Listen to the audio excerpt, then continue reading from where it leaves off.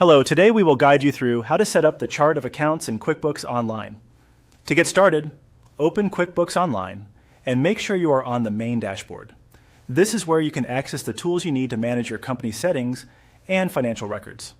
The chart of accounts is an important part of QuickBooks because it helps organize your business finances by grouping transactions into the right categories.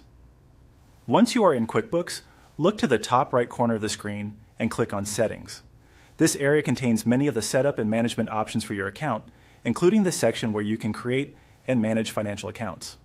From the Settings menu, select Chart of Accounts.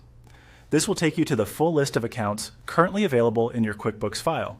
If you are setting up a new account, this is the place where you will add it. Taking a moment to review this page can also help you avoid creating duplicate accounts. Next, click on New Account.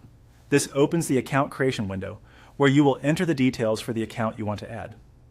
Be sure to move carefully here, since the information you choose affects how transactions are categorized later on.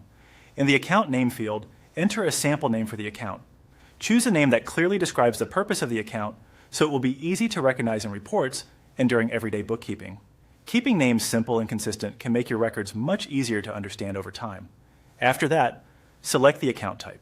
This is one of the most important choices in the setup process because it determines the general category the account belongs to, such as assets, liabilities, income, or expenses.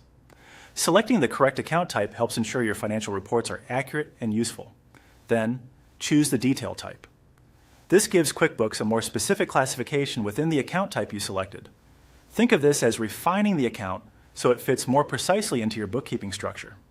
Choosing the right detail type can make reporting more organized and can help you keep track of financial activity more effectively. Once you have entered the account name and selected both the account type and detail type, review everything one more time to make sure it looks correct. When you are satisfied, click Save to finish creating the account. Your new account will now appear in the chart of accounts, ready to use in your QuickBooks Online records.